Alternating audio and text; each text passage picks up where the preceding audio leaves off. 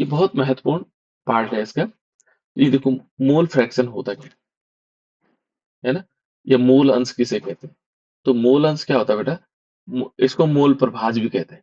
इसको हम एक्स से दिखाते हैं, अंग्रेजी के एक्स शब्द से दिखाते हैं। ठीक है। ये होता क्या है? ये है कि एक विलयन में किसी घटक विशेष, कोई घटक विशेष है ना, का मोल अंश उस घटक के मोलों की संख्या तथा विलयन में उपस्थित सभी घटकों के कुल मोलों की संख्या का अनुपात होता है। यदि हम मोल अंश को देखें, सिंपल एक लाइन में देखें, वो कहते हैं कि घटक के मोलों की संख्या, है ना, कोई घटक है हमारे पास, उसके मोलों की संख्या और विलयन में उपस्थित सभी घटकों के मोलों की संख्या, इन दोनों का अनुपात है। मोल अंश क्या है? मोल अंश है घटक के मोलों की संख्या। ये, इसको इतना याद रख सकते हैं मैं, घटक के मोलों की संख्या और तथा क्या होगा, विलयन में उपस्थित सभी घटकों के मोलों की संख्या का अनुपात। इसका जो अनुपात होगा वो हमारे कहलाएगा मोल प्रभाज या मोल अंश या मोल फ्रैक्शन। ठीक है ना?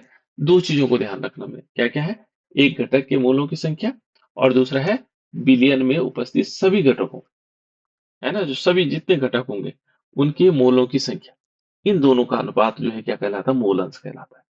ठीक है ना? तो ये हो गया बेटा मोल अंश। यानी कि हम मोल अंश बराबर कह सकते हैं कि मोल अंश क्या होता है? तो मान लीजिए कोई अवयव है हमारे पास, अवयव का मतलब कुछ भी तत्व हो सकते हैं, है ना? इसका कोई अवयव का मोल अंश देखेंगे तो ये है मोल, अवयव के मोलों की संख्या और बटे में सभी अवयवों के कुल मोलों की संख्या, जितने अवयव होंगे उन सबका मोलों की संख्या को देखिए। ठीक है। तो ये निकलता है मोल अंश, है ना? ये सांद्रता को नापने के लिए इकाइयां होती है। मोल अंश का कोई मात्रक नहीं होता बेटा, यहाँ ध्यान रखना है, मोल अंश का कोई मात्रक नहीं होता। ये बहुत बार प्रश्न पूछा जाता है कि मोल अंश का कोई मात्रक नहीं होता, तो इसका मात्रक क्या होता है? इस मोल अंश का मात्रक नहीं होता। तो हम यहाँ पर एक टैग लाइन नोट करते हैं, इसका मात्रक नहीं होता। किसका मात्रक नहीं होता? इसका, क्योंकि संख्याओं के फॉर्मेट में होता है ना। तो देखो अब इसमें देखें, ये हमारे पास है 1 लीटर जल में कितने मोल हैं, जबकि घनत्व दिया हुआ है ना? चलो घनत्व वाला बाद में करते हैं, पहले ये देखते हैं, क्योंकि घनत्व तो फिर अलग चीज आ जाती है ना, क्योंकि उसका एक फॉर्मूला अलग आता है, वो दूसरा स्टेप है। इसमें देखो, 6 ग्राम यूरिया 900 ग्राम जल में घोला गया है ना, यूरिया के मोल अंश की गणना की। तो हमने क्या किया कि जो 6 ग्राम यूरिया है, क्या है बेटा? 6 ग्राम यूरिया, ठीक है ना, इसको हमने क्या किया? 900 ग्राम जल में घोला। अब वो कह रहा है इसका मोल अंश निकालना है, तो हमें क्या करना पड़ेगा? अवयव के मोल, हम फॉर्मूले को देख रहे हैं पहले, है ना? अवयव का मोल अंश। देखो मोल अंश का मतलब मोल प्रभार, कोई अवयव है हमारे पास, है ना?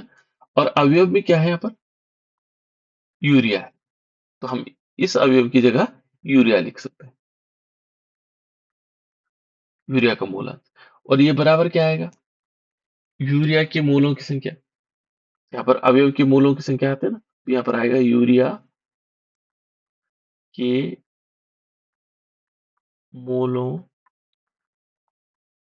की संख्या, है ना? यूरिया के मोल कितने मोल है, और बटे में क्या कर देंगे?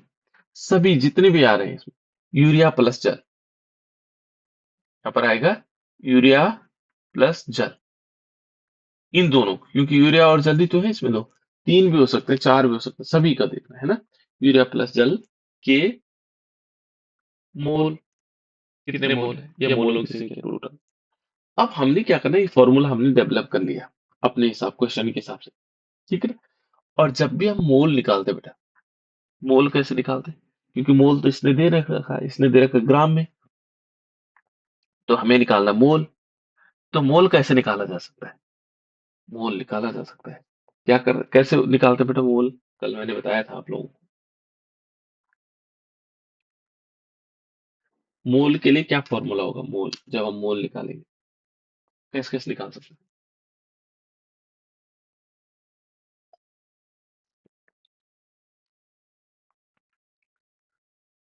विलेय की ग्राम में मात्रा बटे विलेय का अनुभार, तभी तो मोल निकलता है। तो यहाँ पर क्या आएगा, विलेय माने यूरिया की यूरिया की ग्राम में मात्रा बटे यूरिया का अनुभार। ठीक है ना। यहाँ पर हम लिखेंगे, इसको ये दो पार्ट में तोड़ देंगे, यूरिया की ग्राम में मात्रा बटे यूरिया का अनुभार।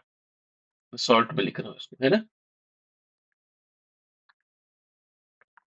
यूरिया का अनुभार। हमने दो चीज देखा, यूरिया की ग्राम में मात्रा बटे यूरिया का अनुभार, है ना। यहाँ पर भी क्या होगा, इसमें बटे में भी वही है, पहले यूरिया का ग्राम में मात्रा बटे यूरिया का अनुभार, इसके लिए वही करेंगे।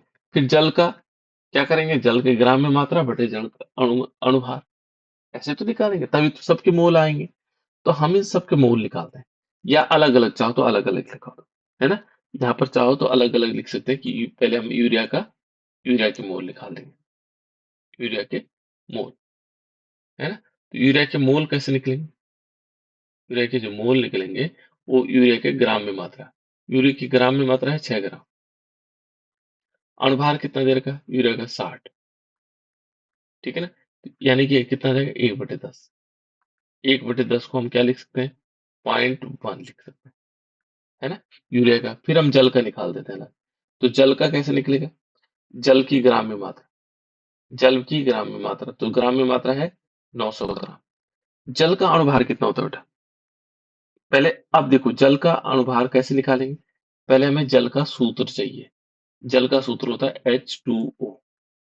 ठीक है ना। हाइड्रोजन का अणुभार कितना होता है, 1, लेकिन ये 2 हाइड्रोजन है इसलिए 2 का गुणा हो जाएगा। ऑक्सीजन का कितना होता है, परमाणु क्रमांक 8 होता है और इसका 16 होगा। ठीक है ना, 16 और 2 18, यानी कि जो हमारे पास जल में ग्राम मात्रा ये हो गया, और अणुभार कितना हो गया, 18। तो 18 पंजे 90, लगभग 5 आ गए, है ना। अब इसमें हम मोल अंश निकालेंगे, किसका, यूरिया का मोल अंश। यहाँ पर लिखेंगे यूरिया का मोल अंश या मोल प्रभाव, कैसे निकालेंगे, यूरिया के मोल, यूरिया के मोल कितने निकाले हमने, यूरिया का मोल निकला 0.01, इसको हम ऐसे भी लिख सकते हैं 0.01, बटे में क्या होगा, यूरिया का, फिर यूरिया है 0.01, प्लस क्या होगा, जल, जल का कितना निकला 5, है ना। इसको जोड़ देंगे तो कितना आएगा, 0.1 अपॉन 5.1, ये आ जाएगा। दशमलव हटा दो तो क्या आ जाएगा, 1/51। ठीक है। 51 का भाग 1 में दोगे तो भाग नहीं जाता है, ठीक है, दशमलव लगाएंगे 1 जीरो तब भी भाग नहीं जाता, 1 जीरो और 1 जीरो तब भी भाग नहीं जा रहा है, तो 1 जीरो और लगा देंगे, ये आ जाएगा 4। तो ये लगभग 9 बार जाएगा, 9×5 = 45, है ना। हाँ गड़बड़ हो रहा है, 51 का भाग जाता है 100 में, तो ये गलत क्यों किया, ये है ना 0.001, 51 हो जाएगा, है ना। फिर बचेगी यहाँ 1 होगा बेटा, तो कितना आ रहा है, लगभग 0.001 होगा, इतना, है ना। इतने लगभग इतना क्या, लगभग हमारे पास आंसर, तो ये लगभग आंसर हो गया, है ना। इस प्रकार से निकाल सकते हैं। ये दूसरा वाला, इसका निकालो तो बेटा, इसका मोल अंश निकालो तो, कहाँ पर आप लोग अटक,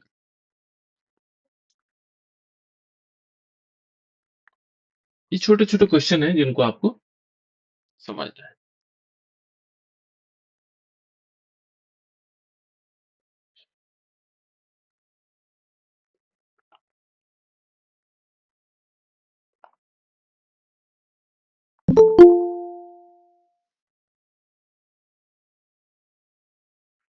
देखो इसको करो,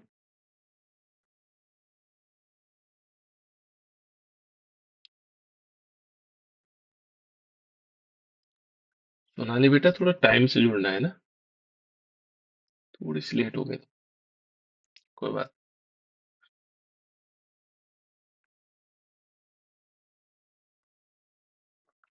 इस क्वेश्चन को करो तो, यह है 7.45 gram potassium chloride. Potassium chloride का फॉर्मूला क्या होता है, देखो पोटेशियम हो गया के, और क्लोराइड हो गया बेटा Cl, ये तो पोटेशियम क्लोराइड हो गया, है ना। कुछ जल में, जल का फॉर्मूला भी तुम्हें H2 मालूम है, ठीक है। इसके पोटेशियम क्लोराइड का मोल अंश निकालना, निकाल के बताओ।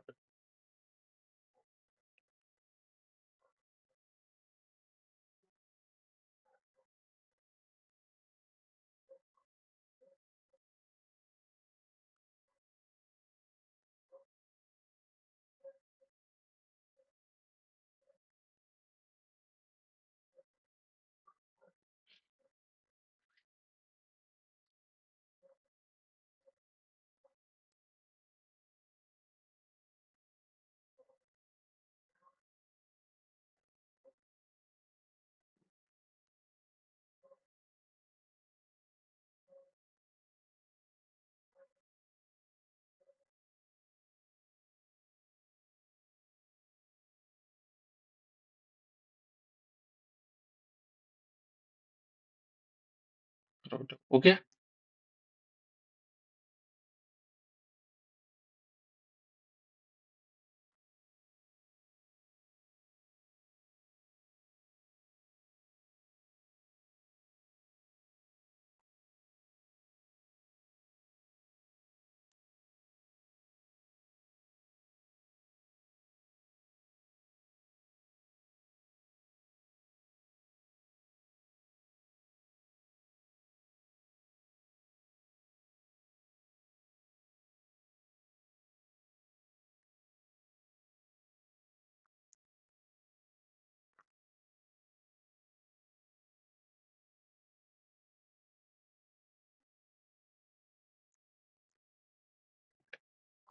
हो गया बेटा।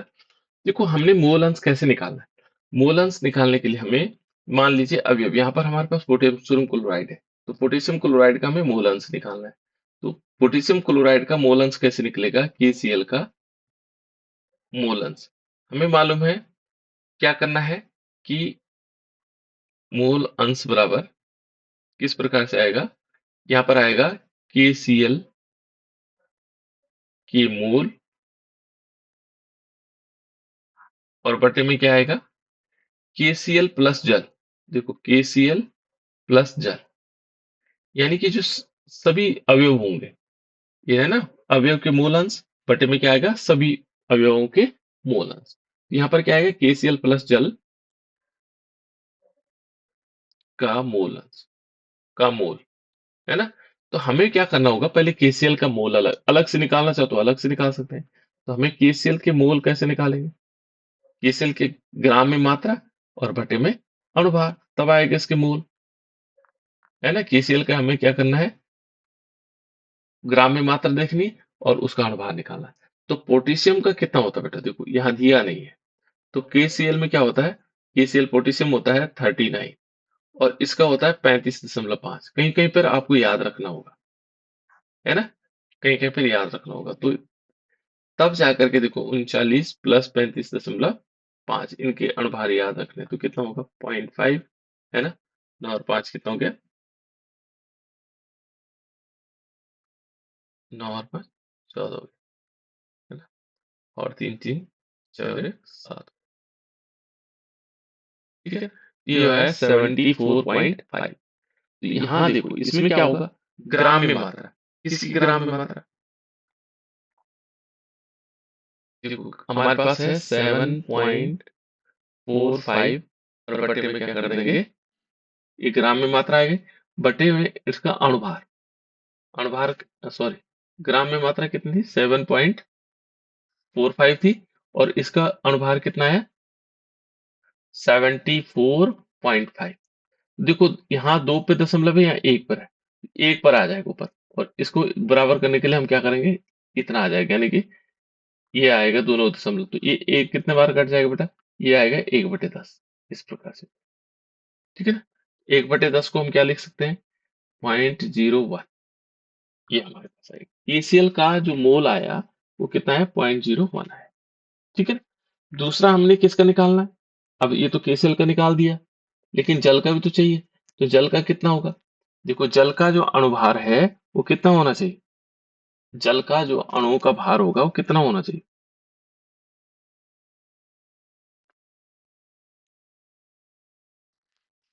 ये सुजल ने अभी तक क्लास ज्वाइन कर रखी थी बेटा, सुजल।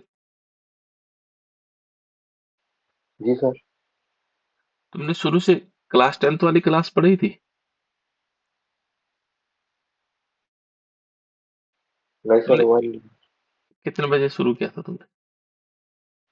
5 बजे। हैं? 5 बजे सर।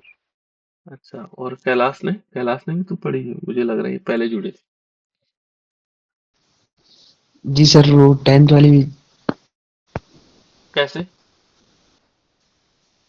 वो तो मेरी बहन ने की थी ना। अच्छा अच्छा, ठीक ठीक, राइट। इसी नंबर से आया था ना, तभी कह रहा हूँ। सुजल के उसमें आया था। चलो ठीक है बेटा। यहाँ देखो ये हो गया। अब देखो यहाँ पर केसीएल। अब दूसरा हमने निकालना जल का। तो जल का जो, यदि हमारे पास H2 है बेटा, तो जल का ग्राम में मात्रा। ग्राम में मात्रा कैसे आ जाएगी बेटा? तो ये ग्राम में मात्रा कैसे निकालेंगे हम जल की? जो ग्राम में मात्रा है, तो जल की ग्राम में मात्रा दे रखी है इन्होंने 100 ग्राम। देखो 100 ग्राम। और H2O का जो अणुभार है वो निकालना पड़ेगा हमें, H2O। तो देखो 2 + 16, ये 18 होता है। H2O का कितना होगा? 18। तो कुछ चीजें हमें जनरली याद हो जानी चाहिए, है ना? जैसे हम प्रैक्टिस करेंगे अणुभार वाले, तो ऑटोमेटिक आ जाएंगे। तो ये 18×5 = 90, है ना? 5 पॉइंट समथिंग आ रहा होगा। फिर 10, 18×5 = 90, 5.5, है ना? ये मान के चलो। तो हमें KCl का मोल अंश कैसे निकालेंगे? तो मोल अंश बराबर कितना आएगा? देखो इसका हमारे पास आया 0.1, है ना? और इसका कितना आएगा? इसका आया 0.1 प्लस 5.5 मान लो। ये 5.6 भी कर सकते हैं क्योंकि ये आगे चलता रहेगा, है ना? तो इसको जोड़ करके देखेंगे, 0.01 अपॉन कितना आएगा? 5.7 आ जाएगा, है ना? तो सम लौटाएंगे तो ये आएगा 1/57। इसको भाग दे के देख लेंगे, तो जो हमारे पास आएगा वो मूल अंश आ सकता है। इस प्रकार से हमें मूल अंश निकालना होता है। समझ में आया? चलो, और बच्चे नहीं थे? ये वाला निकालो बेटा एक, चलो और सरल क्वेश्चन देते हैं। ये वाला क्वेश्चन करो, तब उसके बाद और क्वेश्चन हम बाद में करवाएंगे आप लोगों से। जो पेपर के क्वेश्चन है या डिफरेंट प्रकार के क्वेश्चन है, आप लोगों ने करने हैं। जैसे आज संडे है तो आप लोग कर सकते हैं भाई। करो बेटा इसको।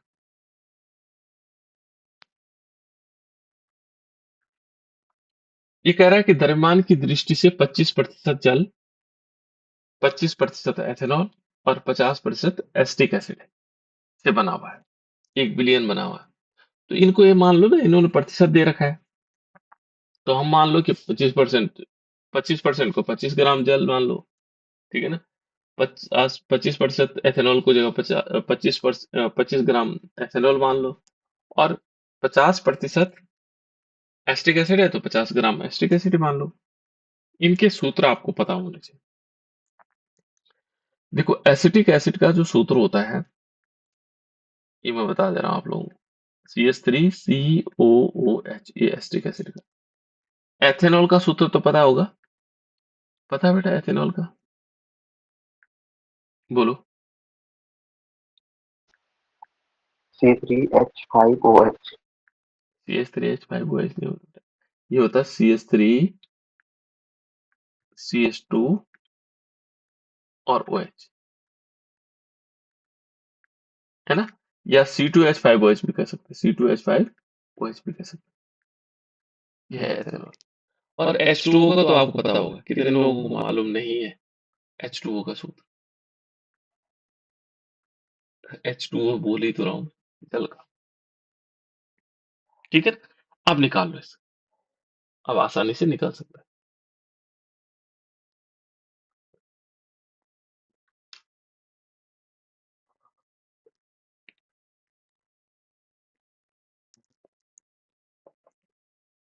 यहाँ पर प्रत्येक अवयव का निकालना है। जल का मोलंश निकालना है, फिर एथेनॉल का मोलंश निकालना है, फिर एसिटिक एसिड का मोलंश निकालना है। प्रत्येक का निकालना है। ये क्वेश्चन बोर्ड का है, इसलिए बोर्ड के एग्जाम में पूछा गया था।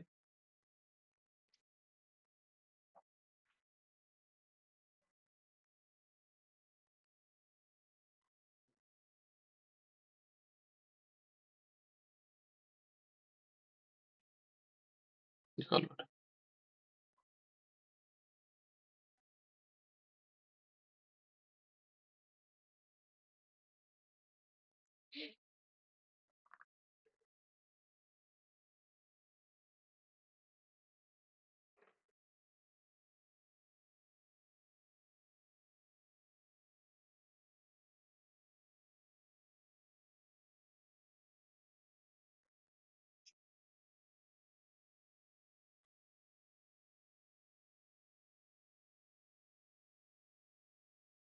हो गया?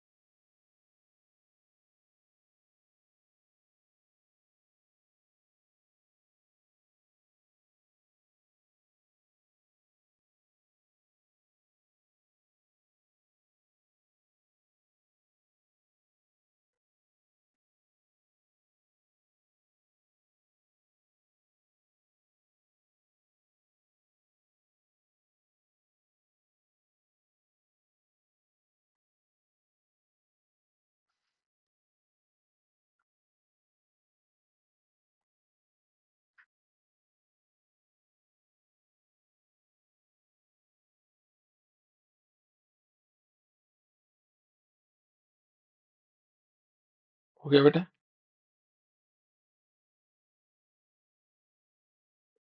चलो मैं बता देता हूँ। देखो, यहाँ कंफ्यूजन इसलिए हो रहा होगा कि हम प्रत्येक अवयव का कैसे निकालें। हमारे पास फॉर्मूला क्या है? देखो ध्यान से देखना बेटा इसमें, कि जब भी हम क्या करते हैं कि अवयव का मोल अंश निकालते हैं, अवयव का मोल अंश। तो अवयव का मोल अंश कैसे निकलता होगा? ठीक है ना? तो यहाँ पर हम क्या करते हैं, यहाँ पर आएगा अवयव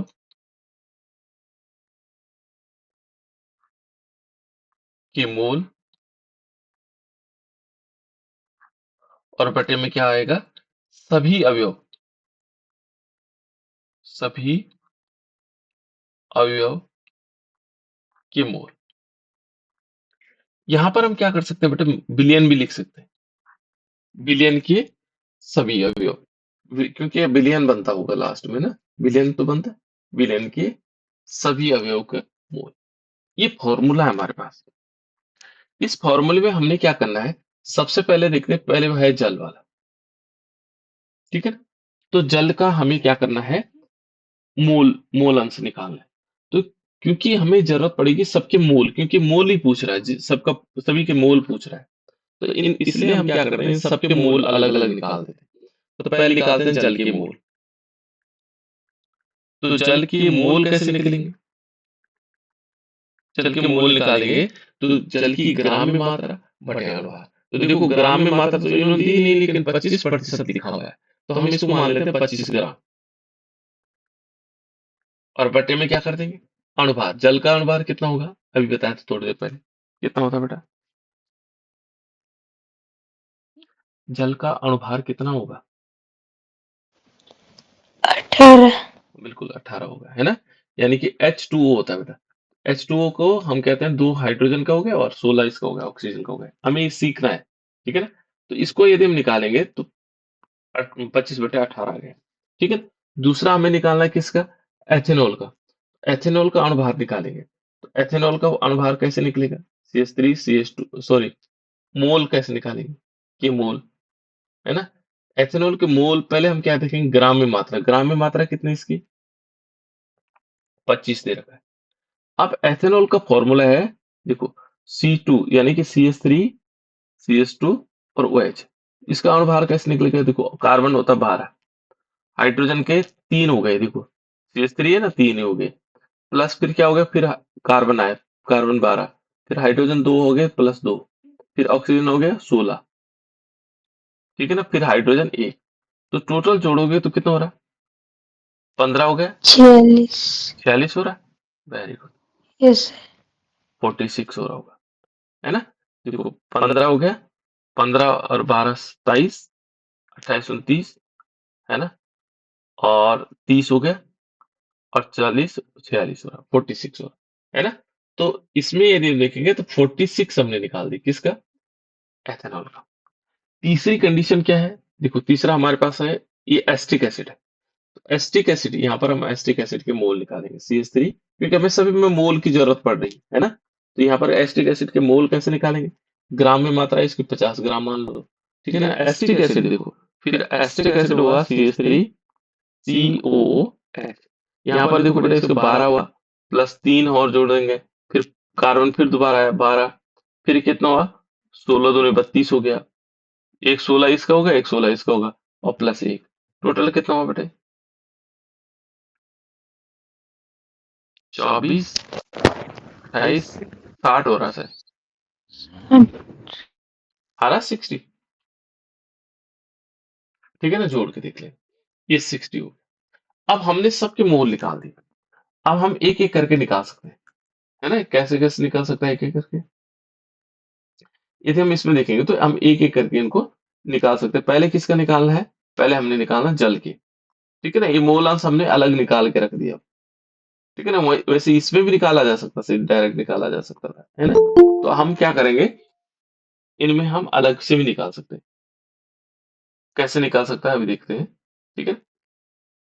देखो बेटा, इसमें हम क्या करेंगे, सबसे पहले निकालेंगे जल के मोल अंश।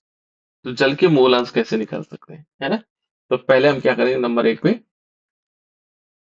जल के, ये जल का मोल अंश है ना, जल का मोल अंश, ठीक है। तो जल का मोल अंश कैसे निकाला जा सकता है, पहले हम लिखेंगे जल के मोल। तो जल के मोल कितने हैं, देखो इस फॉर्मूले से को लेके चलेंगे, जल के मोल कितने निकाले हमने 25/18, है ना। इसको चाहो तो और छोटे उसमें भी तोड़ सकते हैं, है ना, पर लेकिन ऐसे लिख लो 25/18, हो सकता है कोई चीज कट जाए कहीं पे, है ना। फिर क्या आएगा, बिलियन के सभी मोल अवयव की संख्या। तो बिलियन के सभी अवयव क्या होंगे, ये सारे जल भी होगा, एथेनॉल भी होगा, और एसिटिक एसिड भी होगा, ये सब ये बटे में हम लिख लेंगे इसको। बटे में क्या करेंगे, 25/18 ये जल का हो गया, फिर एसिटिक एसिड 25/46 हो गया, फिर क्या आया प्लस 50/60, ये सब के सब आ जाएंगे। तो इस ये होगा किसका, जल के मोल अंश, ठीक है ना। इसको हम सॉल्व और बारीक ढंग से कर सकते हैं बेटा, देखो जैसे 18 का भाग 25 में देंगे तो संख्या में आएगा 18/25, क्योंकि ये सभी जगह काम आएगा हमारा। तो देखो एक बार जाएगा 18 कम 18, और कितना बचा, हाँ लगभग 3 पॉइंट है ना, 1.3 मान लो इसको, ठीक है ना। या 4 मान लो, 1.4 भी कर सकते हैं, क्योंकि अप्रोक्सीमेट हम ले रहे हैं ना, 1.4 ले लो, है ना। तो जल का हमारे पास आया 1.4, है ना। इसका कितना आ रहा है, 46 का भाग 25 में जाता है, नहीं आएगा, है ना। इसमें देखो हम एक जीरो और बढ़ा दें, दशमलव लगा के एक जीरो, तो जा रहा है 50 के लगभग, 5×5 = 25, है ना। देखो ना 50 है, 50 मान लो 46 50 के नजदीक है, ठीक है ना। तो 5 बार लगभग मान लो, तो ये 0.5 इसको ले लो, मैं वैसे कर रहा हूँ केवल रफ, है ना, 0.5।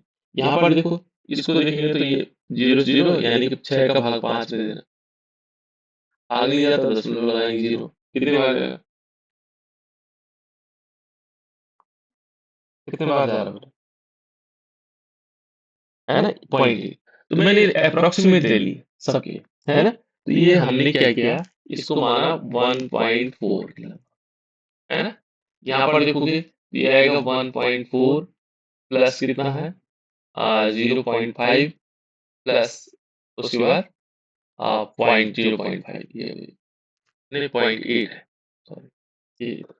अब हमारे लिए थोड़ा कैलकुलेशन आसान हो गया, कैसे 1.4 हो गया और नीचे इन सबको जोड़ देंगे, ठीक है ना। कौन कौन सी चीजों को जोड़ेंगे, जैसे 1.4 0.05 हो गया, 0.8 हो गया, 7 2.7, है ना। इसको हमने 2.7, इसमें हम सीधे अब क्या आएगा, हमने 27 का भाग देना है 14, ठीक है।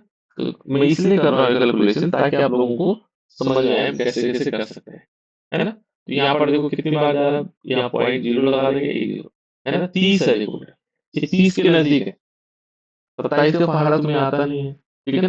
तो 27 लगभग 30 के नजदीक है, तो 30 का पहाड़ा तो आसानी होता है ना। तो 4 तिया 12 है ना, 4 बार जाएगा, 4 30 हो गए ना, 4 तिया 12 120 हो जाएगा ग्राम, है ना। तो ये मन 7 चौक 28 है ना, और 2 और 4 8 2 10 108 हो रहा है। यानी कि 108 क्या 140 बार पूरा जा सकता है। तो 27 और जोड़ देंगे तो कितना होगा, 35। हाँ, ये 5 बार जा रहा है, 0.5 है ना। तो लगभग हमारा आंसर आएगा 0.5, लगभग कह रहा हूँ मैं, ठीक है ना, एक्यूरेट नहीं कह रहा था। तो हमारा आंसर इस टाइप से कर सकते हैं। अब देखो इस जल का हो गया। दूसरा हमने किसका निकालना, दूसरा हमने निकालना है एथेनॉल का। एथेनॉल का जब मोल अंश निकालेंगे तो बहुत सरल हो जाएगा। देखो CH3 CH2OH, एथेनॉल का के मोल अंश। तो पहले हमें निकालना है, देखना है कि एथेनॉल का मात्रा कितनी है। ये है 25/46। 25/46 को हमने कितना लिखा, 0.5, तो हम लिखेंगे 0.05। और बटे में क्या कर देंगे, बटे में ये 2.7 आएगा, क्योंकि सब में बराबर होगा, तो ये 2.7 आएगा। इसका आंसर हुआ है ना। इसको हम इस टाइप से कर लेंगे। फिर हमारे पास एसिटिक एसिड लास्ट वाला CH3COOH। तो इसके मोल अंश कैसे निकालेंगे, इसके मोल अंश निकालेंगे एसिटिक एसिड की ग्राम में मात्रा, तो 50 है। 50 को हमने क्या लिखा था, इसकी जो वैल्यू आई थी यहाँ पर एसिटिक एसिड के लिए कितना लिखा है, देखो 0.08 और बटे में क्या कर देंगे 2.7। ये हमारे पास आंसर आया। तो इस प्रकार से हम क्या कर सकते हैं, एक को सॉल्व करने में टाइम लगेगा, बाकी तो आसानी से जाएंगे। तो ये सब के सब हमने निकाले, प्रत्येक का मोल अंश निकाल सकते हैं, ठीक है। ये है बेटा मोल अंश, कि मोल अंश को हम कैसे निकाल सकते हैं। इसको मोल अंश को हम x से दिखाते हैं और इसका मात्रक नहीं होता है, ठीक है। नेक्स्ट है हमारे पास, उसके बाद अगला पार्ट है बेटा विलीयता। जो नेक्स्ट है वो है विलीयता। ये सारे जितने पार्ट्स मैंने बता दिए, इन पार्ट्स को आप लोगों ने करना क्या है, इनको पूरी तरह रिवीजन कर लीजिएगा, है ना। नेक्स्ट टॉपिक है बेटा विलीयता। तो विलीयता होती क्या है, बहुत इंपॉर्टेंट टॉपिक है विलीयता, जिसको हम अंग्रेजी में सॉल्युबिलिटी कहते हैं। क्या बोलते हैं इसको, सॉल्युबिलिटी, है ना। ये सॉल्युबिलिटी हमारे पास है, सॉल्युबिलिटी, विलीयता। अब विलीयता होती क्या है, ठीक है ना। अब विलीयता जनरली चीज है कि एक हमने पानी लिया और उसमें किसी चीज को घोला, विलेय हुआ, लेकिन उसकी विलीयता क्या है ना। तो ये कहता है कि निश्चित ताप, एक तो क्या है, ताप को निश्चित किया है, किसी पर किसी अवयव की वह अधिकतम मात्रा जो विलायक की निश्चित मात्रा में घुल जाती है। तो वो 3 लाइन है इसमें। एक तो है हमारे पास निश्चित ताप, हमने क्या रखना है, निश्चित ताप रखना है, नंबर 1, ठीक है ना। और दूसरा है विलेय की अधिकतम मात्रा, अवयव की अधिकतम मात्रा, यानी कि विलेय की अधिकतम मात्रा, अधिकतम मात्रा, निश्चित ताप पर विलेय की अधिकतम मात्रा, जो विलायक दिया हुआ है उसकी निश्चित मात्रा में, उसकी कैसे, विलायक की निश्चित मात्रा है। 3 चीजें हमें याद रखनी, ठीक है ना। एक तो निश्चित ताप करना है। मान लीजिए हमने कहा हम निश्चित ताप 20 डिग्री है, हमने कहा 20 डिग्री पर देखेंगे, है ना। विलेय की हमने क्या कहा, 4 ग्राम है, लेकिन विलायक की जो मात्रा है वो 2 लीटर या 1 लीटर, मान 1 लीटर हमने फिक्स कर। हमने कहा कि 20 डिग्री पर विलेय की जो है मात्रा, इसमें अधिकतम मात्रा, अधिकतम हो सकती है ना, कितनी भी हो सकती है। 1 लीटर में कितनी अधिकतम मात्रा घुल सकती है। हमने 1 लीटर पानी लिया और इस 1 लीटर पानी में 20 डिग्री सेल्सियस पर विलेय की कितनी अधिकतम मात्रा घुल जाए, वो उसकी विलेयता कहलाती है ना। तो हम कह सकते हैं कि निश्चित ताप पर किसी अवयव की अधिकतम मात्रा जो विलायक की निश्चित मात्रा में घुल जाती है, उसे उस अवयव की विलीयता कहते हैं, ठीक है ना। मान लीजिए 1 लीटर पानी लिया और इस 1 लीटर पानी में हम नमक घोल रहे हैं, है ना? और यहाँ टेम्परेचर ले रहे हैं 20 डिग्री, ठीक है ना? 20 डिग्री सेल्सियस। तो इस नमक की 1 लीटर पानी में 20 डिग्री पर जो घुलने की जो क्षमता होगी, मान लीजिए हमने देखा एक पहले 1 ग्राम डाला वो आसानी से घुल गया, फिर 2 ग्राम डाला वो घुल गया।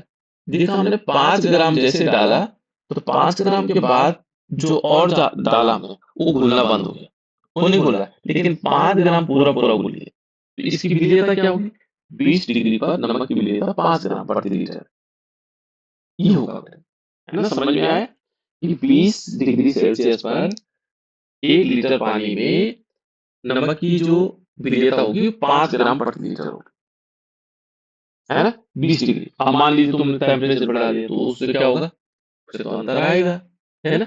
तो विलेयता क्या होती है? निश्चित ताप पर किसी अवयव की अधिकतम मात्रा जो विलायक की निश्चित मात्रा में घुल जाती है वो उसकी विलेयता कहलाती है, ठीक है ना? तो विलेयता की परिभाषा आप लोग समझ गए होंगे, तो याद भी कर लेना, है ना? समझना भी इसको। तो हमने देखना है निश्चित ताप पर क्या होगा? आ, विलेय की वह अधिकतम मात्रा जो निश्चित विलायक में घुल जाती है वो उसकी क्या कहलाती है? विलायता कहलाती है, ठीक है ना? अब विलेयता के प्रकार देखो यार, विलेयता के अलग अलग प्रकार होते हैं। पहला है ठोसों की द्रव्य विलेयता। ठोस है उसको हम क्या करेंगे? द्रव में घोलेंगे। ठोस को हम क्या करेंगे? द्रव में घोलेंगे। तो ठोसों की द्रव में विलेयता देखेंगे, ठीक है ना? दूसरा हम देखेंगे गैसों की द्रवों में विलेयता। जो गैस है उनको फिर किस में घोलेंगे? उनको भी द्रव में घोलेंगे। तो ये अलग अलग प्रकार के जो ठोस हैं उनको हमने द्रव में घोलना है, जो गैस है उसको द्रव में घोलना है, ठीक है? तो इनकी विलेयता को चेक करेंगे और द्रवों की द्रव में विलेयता ये भी इसका पार्ट है। तो इन विलेयताओं के बारे में हम पढ़ेंगे। पहले ठोस को द्रव में देखेंगे, फिर गैस को द्रव में देखेंगे, फिर द्रव को द्रव में देखेंगे। तो इनकी विलेयता को चेक करेंगे, ठीक है ना? अलग अलग इनके बारे में हम पढ़ेंगे, ठीक है?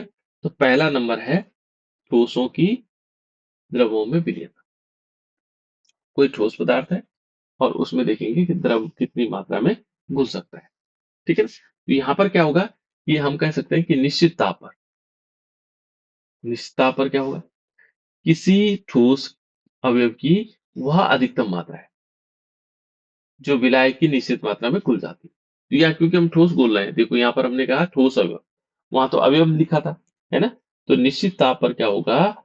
किसी ठोस अवयव की वह अधिकतम मात्रा जो विलायक की निश्चित मात्रा में घुल जाती है उसे कहते हैं उसकी विलेयता। जैसे उदाहरण के लिए हम कहते हैं 1 लीटर पानी में, है ना, अधिकतम कितना नमक घुलेगा डिग्री सेल्सियस पर? 20 डिग्री सेल्सियस पर, है ना? 1 लीटर पानी में अधिकतम नमक की मात्रा कितनी घुलेगी 20 डिग्री सेल्सियस पर? वो उसकी क्या कहलाएगी? ठोसों की की द्रवों में विलेयता कहलाएगी। ठोसों की द्रवों में विलेयता कहलाएगी। निश्चित ताप पर किसी ठोस के अवयव की अधिकतम मात्रा जो विलायक की निश्चित मात्रा में घुल जाएगी, ठीक है ना? अब इससे रिलेटेड देखो, यहाँ दूसरा एक और शब्द भी है, संतृप्त विलयन, ठीक है ना? वे विलयन जिसमें पदार्थ की अधिक मात्रा घुल जाती है, ठीक है ना? वो मतलब ऐसा विलयन होगा जिसमें पदार्थ की अधिकतम मात्रा, उसको हम संतृप्त विलयन भी कहते हैं, ठीक है?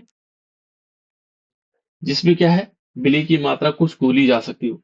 असंतृप्त मात्रा क्या होगी? असंतृप्त विलयन क्या होगा? जिसमें हम कुछ और घोल सकते हो, ऐसी गुंजाइश हो जिसमें, वो असंतृप्त विलयन हो जाएगा, है ना? तो ये दो प्रकार के होंगे। अब देखो बेटा, इसकी विलीयता को प्रभावित करने वाले कारक कौन है?